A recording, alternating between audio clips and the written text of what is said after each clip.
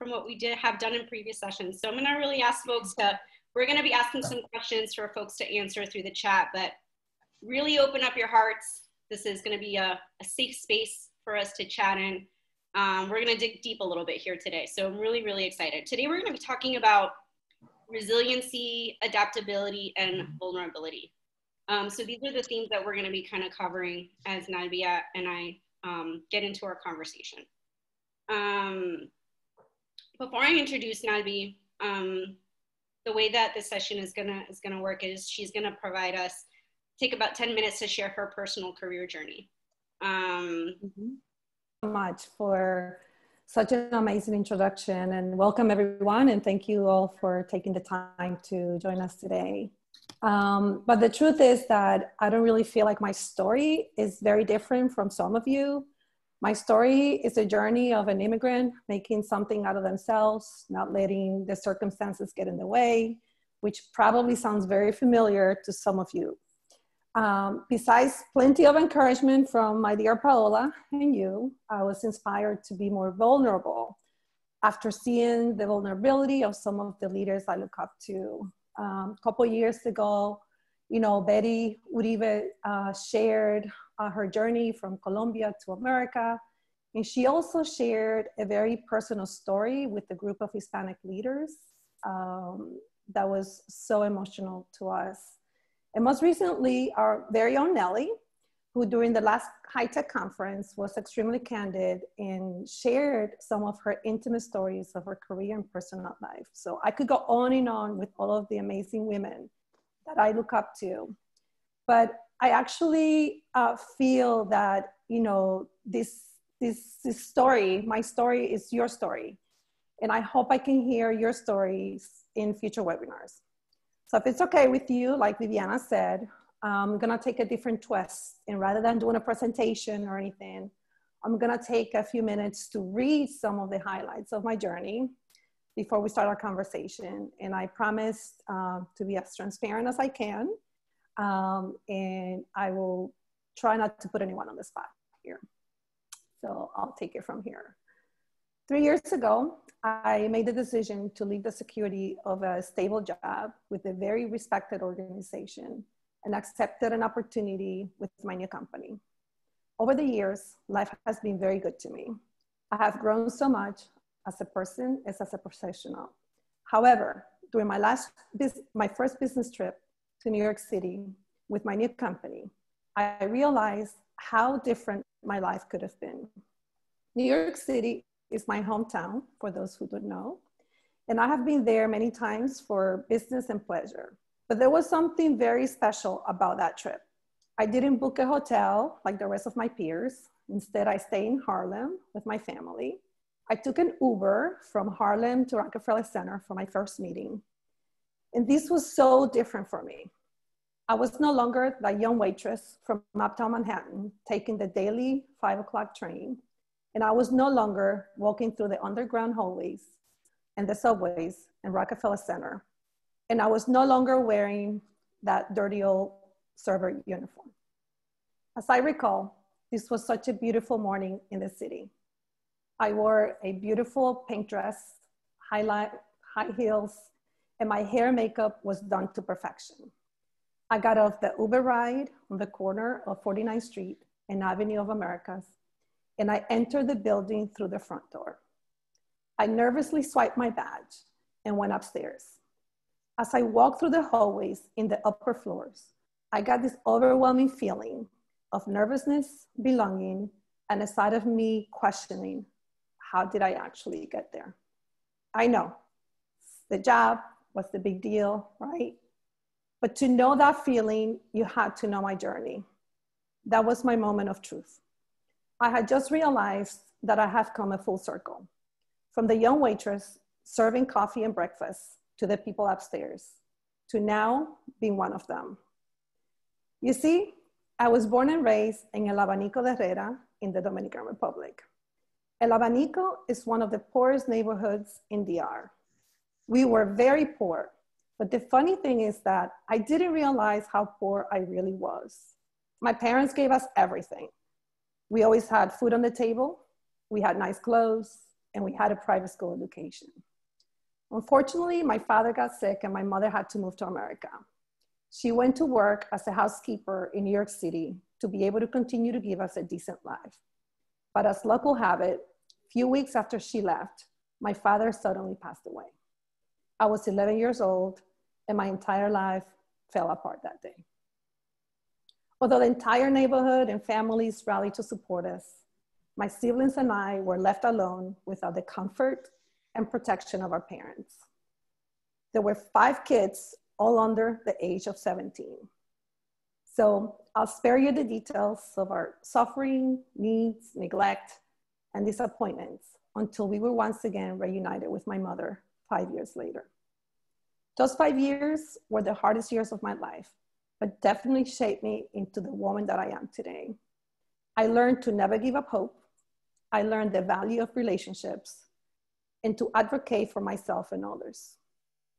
At the age of 16, my mother was able to bring us to the US. I was just finishing up my last semester of 11th grade as an honor student in the Dominican Republic. But here, school was really hard, and adjusting and learning the language was a true challenge. I still never gave up though. I went to class every day. I took notes I didn't quite understand, and I always gave it my best. I know for a fact that my efforts didn't go unnoticed, as the teachers were very generous with my grades. So despite of all of my challenges, I was able to move on to the 12th grade. I worked very hard my last year of high school, even taking summer classes to learn the language. Given that I hardly had any adults who could guide me and show me the way in the US, the counselor's office knew me by name.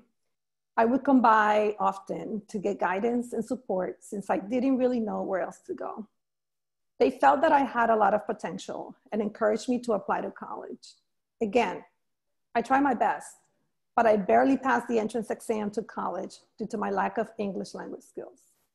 I was accepted to college, but I would have to take 2 years of non-credit classes before I could start a real college life. So without mentors or anyone who could guide me, I decided not to go to college and get a full-time job at a cleaner's at the Bronx. I'll never forget the sense of failure and guilt about disappointing my mother. She had done so much for us, and there I was giving up. At 17, I was thriving at the store. I was managing the cleaners and managing the financials. I took every opportunity to practice my English with the customers and made new relationships. I believe they also saw something in me, and some of them advised me to go back to school. They told me about a junior college in the Bronx down the block. I registered for night classes so I could continue to work. Junior college was still tough. My lack of English language skills kept getting in the way of my learning and my motivation for school.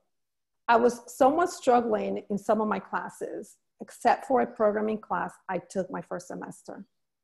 This really changed everything for me. You see, programming in itself is its own language. I was able to learn and became excited about school all over again. I finally started to feel that language was no longer going to be my way. And I discovered the technology field, which became the door to a new world for me.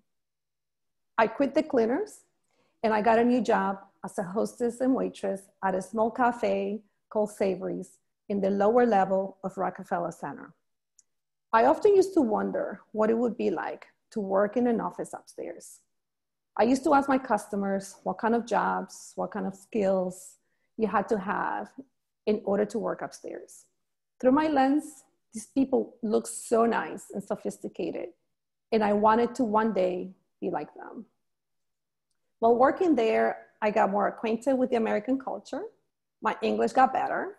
I made new friends. I finished my associate's degree in computer science, and I fell in love with the love of my life, a young man who had just graduated from college and was working there to make some extra cash that summer.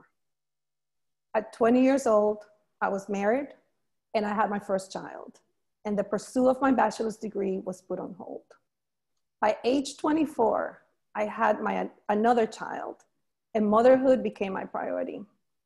Over the years, I held several jobs from waitressing, bank teller, advertising, you name it. And we moved several times following my husband's career. We ended up in Orlando, Florida. And with 2 young kids, I decided that if I wanted to get somewhere, I had to go back to school. It was not an easy task, but I did it. 2 years later, I finally got my bachelor's degree in technology. By this time, I was almost 30 years old and just starting an entry-level job for a very large company. I worked extremely hard to prove myself and move up through the ranks. I had major imposter syndrome. I had a constant feeling of belonging, and I overcompensated by always going the extra mile. Nothing was ever given to me, and I worked extremely hard to get anything there. It was a tough place for a small, self-spoken Latina in a male-dominated company and a male-dominated field. Oftentimes, I was the only woman in the room, which unfortunately has been the case in my technical career. But regardless of environment, I did everything in my power to move up, and I was able to thrive there. 5 years later, I was recruited to work for a major healthcare provider in Central Florida, and I took that chance. With less than a year in the job, my boss confided in me and told me that he was going to move back to his family in less than 2 years, and his position will be open for someone else to step into his role. He proceeded to tell me that although I was the most qualified, he couldn't add me to his succession plan because it required a graduate degree. So with 3 kids by this time and a full-time job, I decided to go to night school to get my master's. I did earn my MBA, but I never went for that job. My old employer recruited me back. They gave me a great opportunity to go back thanks to the master's that I had just received. So I'm very thankful for the encouragement and the guidance I received from that old boss, which without my knowledge was my champion at the time. I still wanted more though, but I had so many barriers and blind spots. I will try to put it delicately, but somewhere along the way, I was told that I had the right technical, operational, and leadership skills, but something was lacking. While the message was given to me with good intent, I believe, I think that it really impacted my self-esteem, but I still took action. I took professional and career coaching, and I also joined Toastmasters. Regardless of the intent, in the end, it taught me to be more self-aware and to understand my blind spots. Today, I'm thankful for the feedback, as I believe that feedback was given to me from a good place. My life has taken some twists and turns personally and career-wise. I've had many highs and many, many lows. I have taken some risk along the way in order to grow. Like that job I took 3 years ago to work for a completely different company and different industry. It was very scary at first, but I didn't let fear get in the way. I left the safety of that great company and moved my family to Miami. And just as I started to tell you in the beginning of my story, during my first business trip with this job, I walked through the main doors of Rockefeller Center, swiped my badge, and went upstairs. Suddenly, it all really came back to me. That young girl who was determined not to be a statistic. I remember every moment, every train ride, walking through the bowels of the building and all of the challenges throughout my life, but I made it upstairs. So my message is to never let your circumstances dictate your future.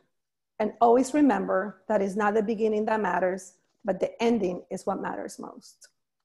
And don't get me wrong, I have had a village behind me.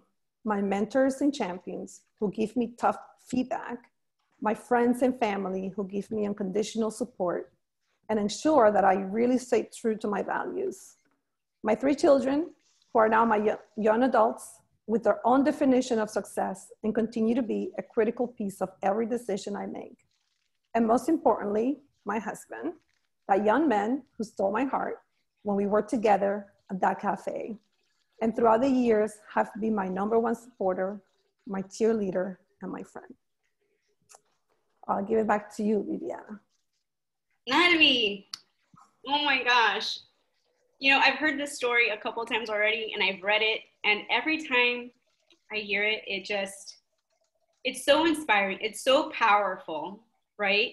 And you are a testament that you can overcome challenges that are thrown at you. And we all go through this in life, right? But I think what's powerful is in the sharing of it, so that we know that we're not alone in these types of trying times that we come to face, you know, as we go through our lives and our careers. I really want to thank you for opening up in this way. This is not an easy thing to do, because you are forced to go back to times, emotions, things that challenged you, and really revisit those, and then to share them with a group of people. And yes, this is the high-tech familia, and you know, we always know this is a safe space, but at the end of the day, it's sharing, right? And I think that's something that a lot of us, myself included, have a really hard time doing. So de corazón, thank you so much for sharing this with us, and to be able to start this conversation. This is kind of one of the first themes that I really want to highlight, right? Is the power of vulnerability. So while you and I, Nalby, have really vibed before, I feel so much more connected to you now, because I know your backstory. I know what made you you. In particular, you know, and this is in the spirit of vulnerability. Not many people know this, but I'm willing to share it here with you all today. I also lost my dad at the age of 11, right? Super traumatic experience. So when you share that with me, it brought me back to that and to those feelings. And so that connection point was so powerful for me. So just like me, I think there's a piece of this story that everyone can relate to. And I think that's the power of vulnerability. And this is how we connect and really support ourselves. I think it's ironic a little bit that I'm talking about this, because for a really long time, I thought that I felt the need to compartmentalize my professional life and my personal life, keeping it separate, right? 9 to 5, we're keeping it professional. Out of the side of that, you know, it's all about me. And I've realized over the years that to truly maximize my professional experience, you have to include the personal one. So it's still a process for me. But this conversation with you just emphasizes the impact of sharing about our lives. So again, thank you for opening this door to all of us.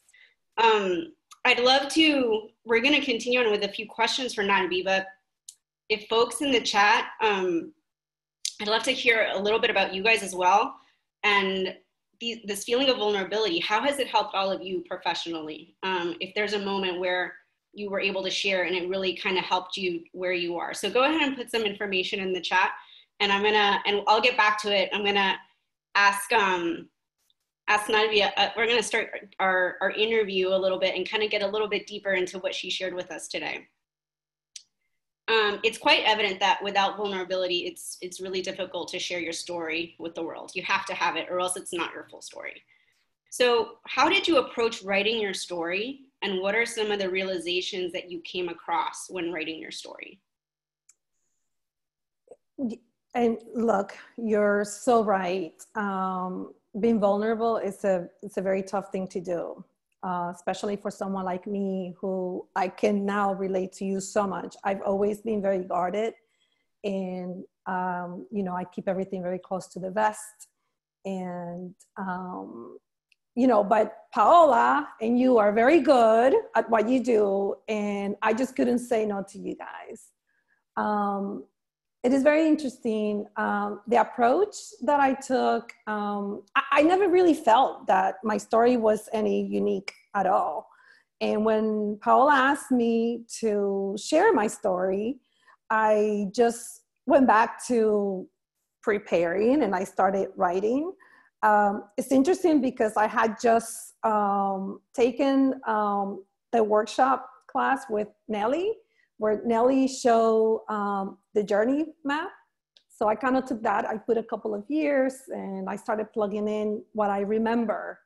And what I remember for me as a young child that was the most devastating was the loss of my father. I had many beautiful moments in my life before that and after that, but that's what came to mind. And I started sort of mapping. I'm not joking. I followed that journey map, and I started plugging in those things that happened to me throughout my career, my professional and my personal life. And it was a very emotional time. I was crying the whole time. So I think that, I learned so much about myself. I surprised myself when I reflected back on what I was writing, because essentially what you just said, I almost like put that somewhere. I threw all of my memories and they were like somewhere, because this is the Nalby that does work and moves forward and accomplishes things. I never really put that spin on my story. So I actually went through a very structured process, because I wanted to make Paola proud when she asked me to do this for her. And along the way, I ended up learning a lot about myself. That's amazing, Nalby. And I agree with you when you mentioned what Nelly shared with us in our women's forum on how we create our story. And I think it's really helpful. I have yet to write my story, but I think you've inspired me to challenge myself to sit down and write it. So I'm going to challenge everybody else on this call.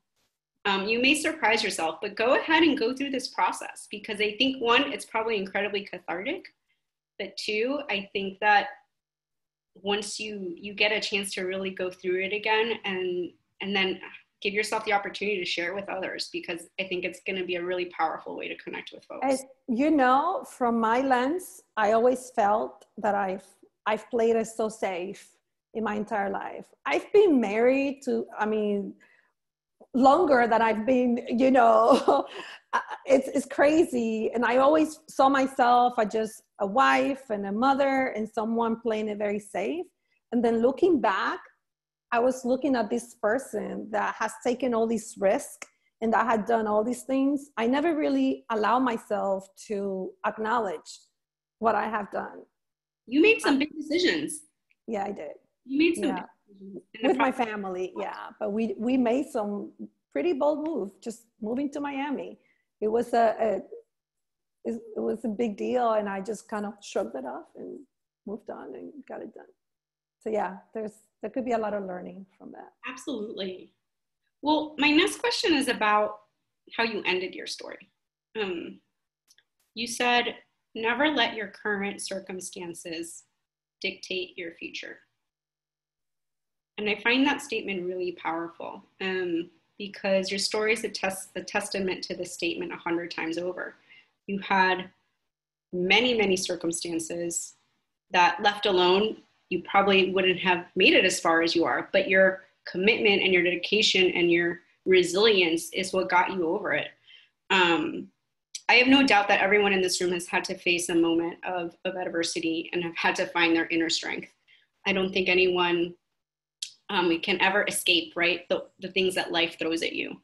But I'd love to know from you, Nalby, how have these moments shaped who you are? I agree with you, by the way. I really think that we need to do high-tech familiar stories, because I feel that a lot of us have had many different moments and have unique stories here. But I guess you learn a lot out of necessity, and necessity is what I definitely think that shaped who I am today. Based on how I handle things in life, even though I didn't record it, I didn't know it, but I feel that I have gained the confidence to fight for what I believe in. I see people as people, and all of you who know me here know that that's who I am. I'm never constrained by position or power. I'm not afraid to ask for help, and I lean heavily on the power of relationships. So those are the things that I think that you know, have what I got out of that, how I was shaped to think that way, to connect to people, even though I didn't know that I was doing that. Right. I mean, you can only get that from reflection, right? Yeah, for sure, for sure. And really, again, reviewing your story, right? And really kind of going back and really thinking about it in that way. So a follow-up question, because it's the same but a little different. How has your experience shaped the way you lead? Well, I lead, the way I lead and carry myself, let me see. While I have very high standards for my employees, for example, I'm able to relate to them and see beyond the surface. I leave judgment out, especially with my employees and any situation that I face at work. And I always assume good intent. That's my slogan. And if you know anyone that has worked with me, that's the thing that I always say. I always go in with a clean slate. I assume good intent. I'm also a huge advocate for my team, and I always make myself available for them, sometimes too available. I'm always a continuous coach, in continuous coaching mode, letting my employees know how they show up and how they can be better. But on the strategic side, I am not afraid of taking any risk. Calculated risk, of course, but I'm not afraid of coming up with new creative ideas, creative projects, or trying new things to help my company. So I guess it's that underlying confidence that I have today. No, I love it. You've taken everything that you've gone through and you are now manifesting it into the way that you treat others at work and your expectations and that lens of empathy, right? To really be able to elevate those that you work with. Personally, I'm like the oldest of three. So my experience it's really funny because, you know, I think most know who are the oldest siblings. You know, you get you should be the responsible one. You should set the example, like don't get into any trouble. Gotta do your best. And so I kind of manifested this like mama hen attitude from that experience. So even with, you know, with my teammates, I feel like I'm always like, okay, how are you doing? Are you doing okay? Like this protective attitude, because that's how I grew up. And so that's, you know, my experience growing up has kind of like resulted in that's how I treat the people that I work with. I want to take care of them. And you should probably interview one of my employees because I shouldn't, but I'm tough. I mean, I have very, very high standards, but at the same time, I am always there for them. I'm the one who still have cafecitos every morning with my team. Like we start the day with virtual cafecitos. You know, I have this big smile. I set the precedence, but then it's like, let's go get this done. But I treat them in a way, the same way that I want to be treated. And I feel that they got my back. They got me. So definitely. Awesome. Can I share a quick story really quick? Yeah, of course. Yes. And something that just happened between Viviana and I that made me think about this is I've been a vendor for high tech for 9 years, but I always say I don't know that I'm adopted because they treat me like I'm one of the team. Right? Are you a vendor? Really? What? One of the team, you are. Last week, I was experiencing some allergies. When Viv called me, I was in the middle of a sneeze or something, and she thought I was crying. And she said, "What? Are you okay? Is everything okay?" And I said, "No, I'm fine." And I was explaining that I had the allergy situation going on when she was under tough deadlines and needed things from me, right? And she said, "Oh, I thought I was going to have to fly there. I thought something was happening. I thought you were crying." And but it's the relationships that you develop with people when they feel like you care about them and you understand them. And like you said, Nalby, that you approach everything like on the up and up and you believe what they have to say first. It's just interesting. I love the leadership style. Thank you. Thanks, Selena, and I appreciate that. Thank you. Yes, and I'm affirming, you are part of the high tech family. Officially. Nalby, I want to get to my next question with you. And this has to do around the theme of adaptability. So in my mind, these three themes, vulnerability, resilience, and adaptability, they're all interconnected. I believe that, true resilience needs to be accompanied with the willingness and the ability to adapt. And that's how I think you become resilient. It's evident that you overcame your language barrier.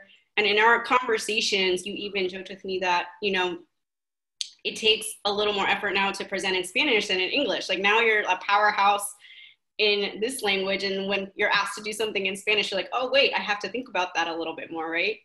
And that what's more, you found your love language, which is technology, which is amazing.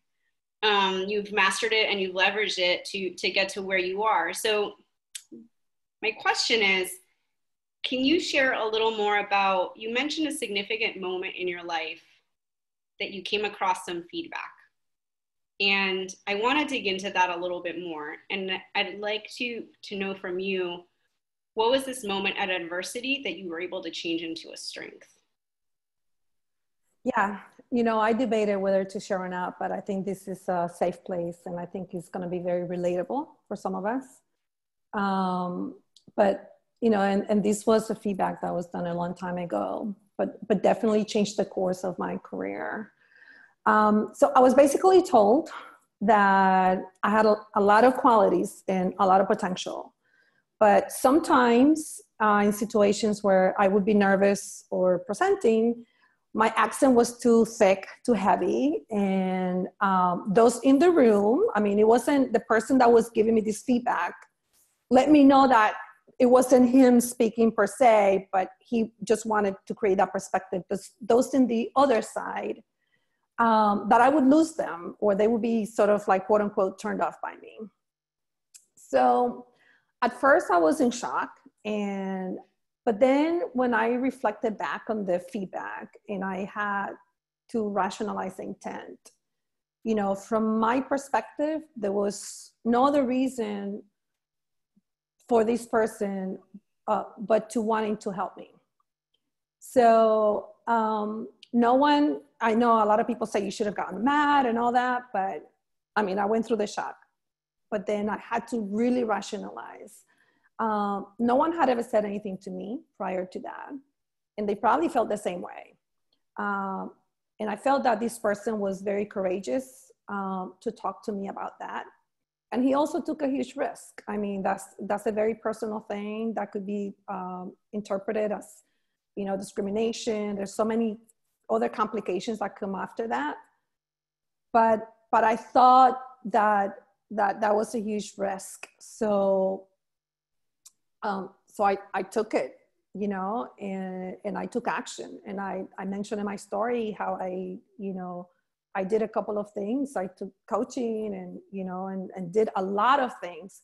So while I definitely don't want to get rid of my accent because that's who I am. And what I learned is that I was able to work through insights and getting some techniques to calm my nerves and prepare better for those circumstances where the audience was not able to relate to me. Mm-hmm. So now I know that that's not the case with my high-tech familia.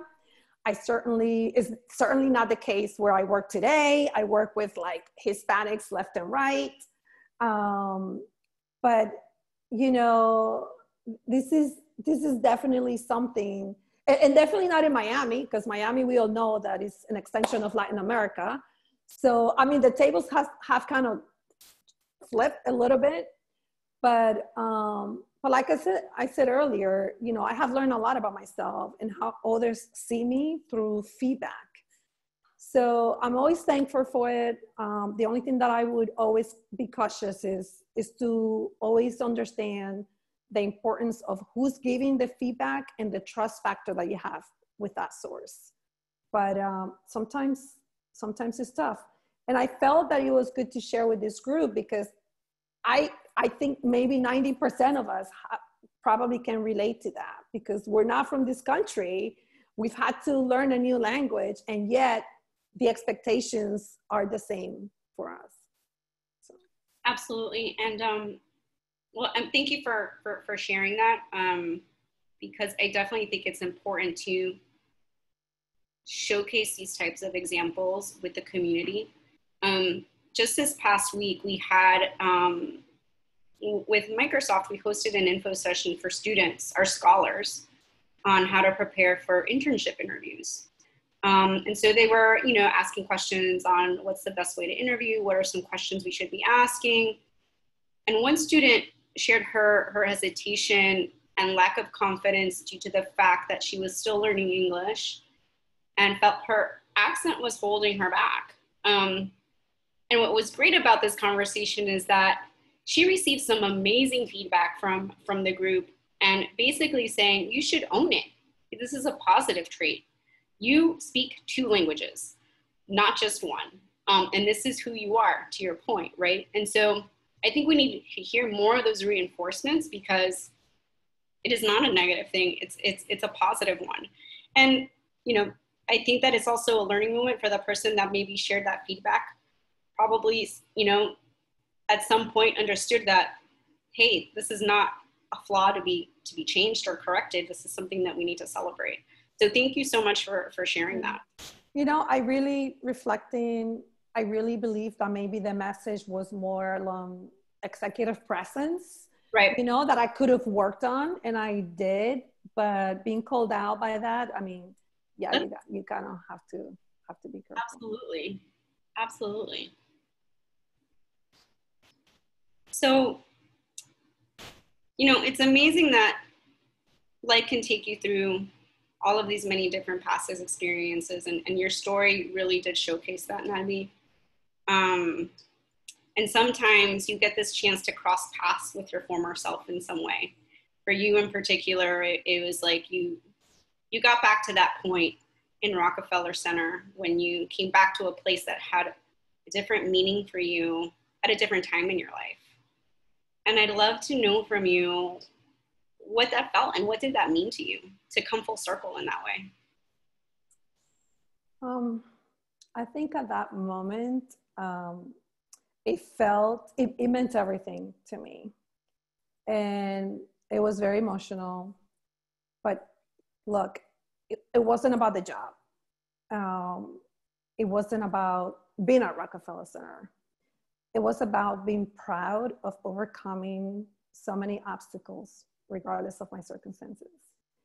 And by the way, I never really talked about it or thought about it until one evening that I had dinner with Paola. So that day I felt that she didn't really need the accomplished Nalby. She needed to hear that we are in this together. So not until that time, and that was probably more than a year ago, that we had dinner one time, and she's been asking me to pull something together, but it didn't really connect until I actually wrote it down and thought through my journey. Wow. I think that's so special. So again, Paola, shout out to you again. Thank you for getting Nalby out here to share her story with us, because it truly is so powerful. And I know for a fact that every single person on this call can relate to something that you shared with us today. So my closing question is, and then I'll have a little bit of time if folks want to ask a question or make a comment or even share a story. But my closing question to you is, what nugget of wisdom can you provide to our group today?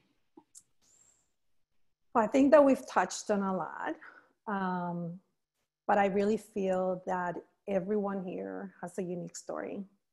And I certainly would love to hear how we all relate. Maybe you and Paola could start a series of vulnerability. I don't know, be the next Oprahs.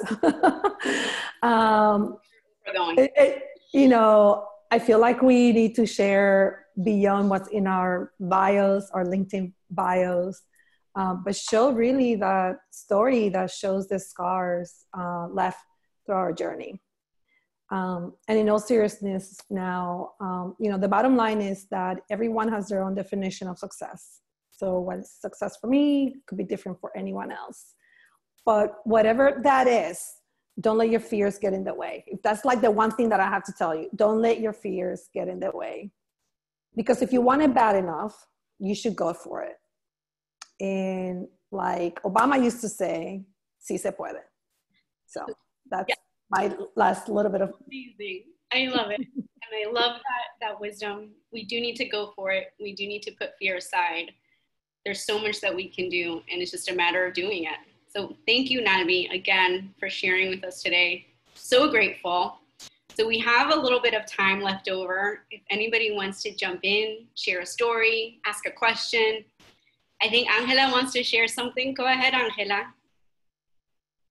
Hi, everyone, and thank you, Vivi. For those of you that don't know me, Angela Cruz, based in Miami, Dominican like Nalby, and an emerging executive program mentor.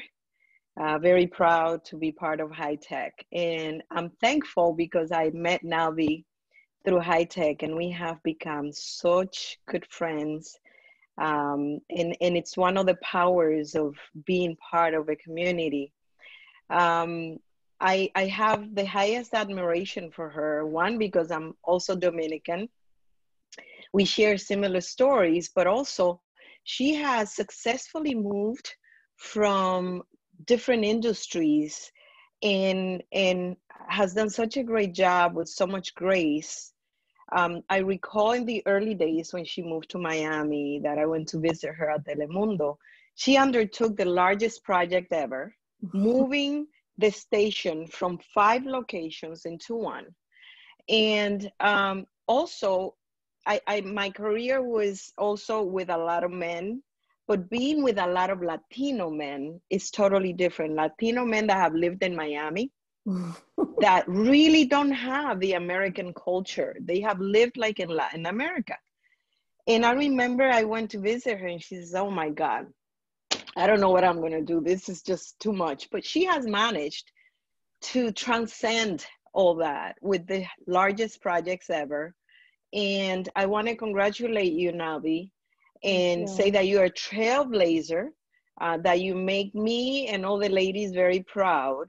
And just one quick question or wisdom that you might be able to share, because you navigate the small Telemundo in Miami that operates as a very tiny company and very Latino versus going back to corporate NBCUniversal with the 2 clashes, and how you manage to do both successfully, and how are you bringing some of that corporate culture to the Miami group?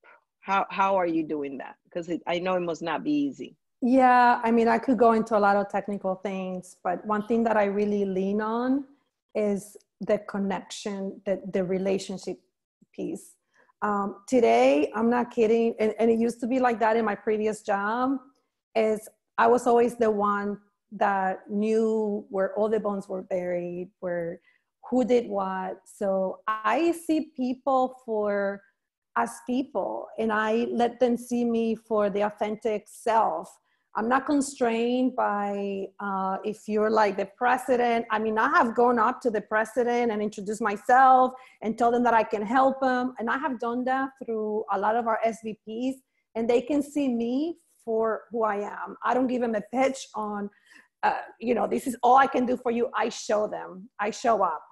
So really the importance of relationships and having those connections with people is, I think, what can help you grow and adapt, because people will tend to want to help you. When you say, half the time I know everything that's happening, but I don't act like I'm the smartest person in the room. I act like I'm just observing. But when you say, I need help, people want to help. They want to share. So always being humble, super humble about what I know or don't know. If I don't know, I say I don't know. If I know, I provide my guidance. But connecting with people, I think that's what's helped me get on board. Thank you, Angela, for the question and for the comment. I couldn't have said it better myself. Thank you, Angela. And you inspire me so much as well. I still have the orchids that you gave me when I moved to Miami. Actually, yeah, it's a true story. Angela was the first person that welcomed me to Miami. She put a group together and they welcomed me. They gave me these orchids. I still have it. So I still haven't killed it. I love it. That's amazing. I love it. So we also have a question or comment from our friend Pat Camilo. Pat, are you on? Hey, I'm on it. How's it going, everybody? ¿Cómo está toda la familia de High Tech? Really love the opportunity to be here. And rather than the question, because I have to say I know almost everything about Nalby. She's one of my sister. Yeah, I know. I have many sisters. I just want to kind of like recognize the hard work Nalby have done, not only from the professional perspective, because for sure we know she's a great leader, but from the personal. She's one of those leaders, like she's mentioned, and I'm just kind of vouching that she goes and connect with you from the personal perspective.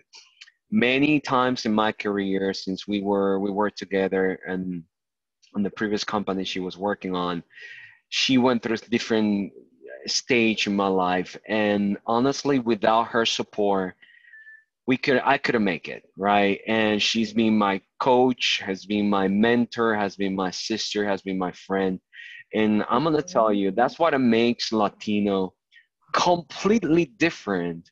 And I mean, it's not different as far as who's better than everybody else, but I think is we have that attitude about warming. We feel connected, and I want to thank you again for everything you have done, not just for me, but everyone you have touched during your career. So thank you very much. Thank you, brother from another mother. Yeah.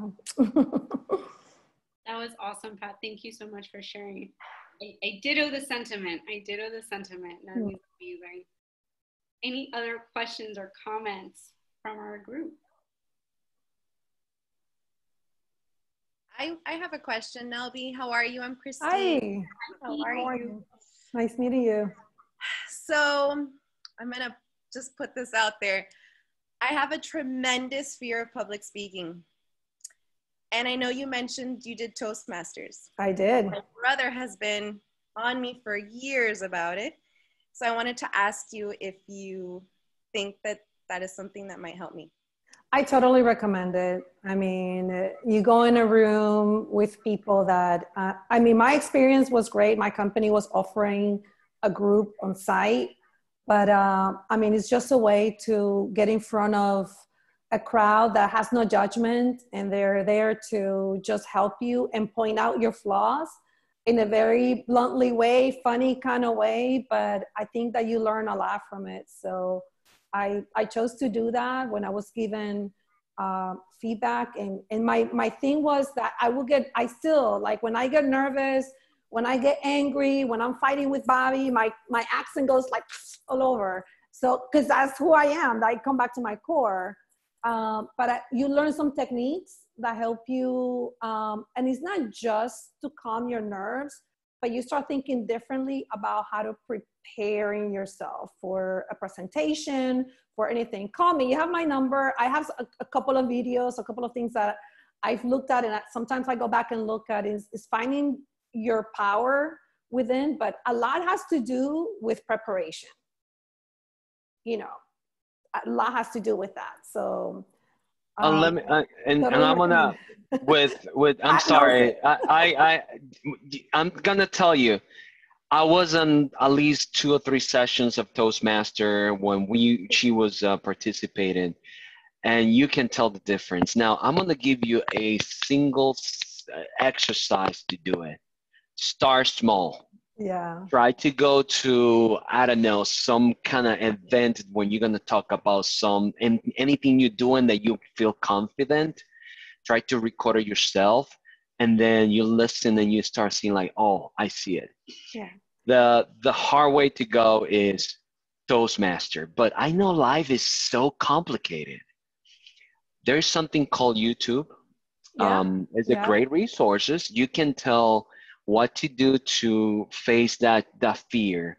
And then again, like something that I did, I started going to high school to talk about a STEM career and all that. And I started, kids, what they're gonna laugh. It doesn't matter what it is, but you start losing that fear, and then you start getting in bigger scenarios. You get into the stage, and I'm gonna tell you, I'm gonna share this with you. The same problem now we have about the English, my accent was worse. And last year, I was speaking in front of maybe 200 students for Great Mind in STEM. And this year, I'm going to share the Ola podcast, what I'm producing for my company. Now it's going to be featuring Great Mind in STEM for maybe 1,000 students. So Nice. it's a matter, just start small. And honestly, do you talk to your family? Do you talk fast? Do you talk about everything? It's a matter of practice. Yeah. And preparation. Call me. Yes, yes. I'll send you a couple of things. Well, Yeah. preparation is the second last name from Nalby. Yes, he knows. He knows. Talking about me being tough, when I used to mentor him, he'll be like, "Girl," I'm like, "No, prepare." And congratulations, Pat. He remember. I used to record myself. Like I don't do that as often, but I used to. And I know nobody wants to hear themselves, but then once you hear yourself, then you know how to adapt, and then you learn what words are really hard for you to say, and then you adapt, right? You change the word. There are some words that I can't say for the life of me, so I try to use alternative words for it. So thank you, Pat. That's a great technique. Yeah, remember those recording, Nalby? Yeah. Well, that is fantastic feedback, Christine. I'm really proud of you for sharing that. So thank you for sharing. We're gonna do this with you. We're together in this. Yes, we're in this together. We got you, Christine. Thank you guys. I appreciate it. So we have a few minutes left. We can probably take one more question or one more comment if you're out there.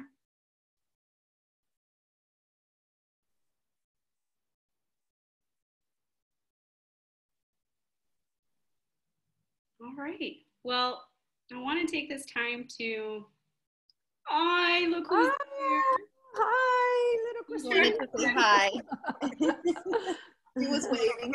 Aww. This was I think our first high tech baby when I was at the summit pregnant. I think that beautiful baby. So I want to thank everybody for being here today. This was a really, really special for me, and I hope it was just as special for you. So really thank you for taking the time to be with us today. So, let's be vulnerable. Let's stay fearless.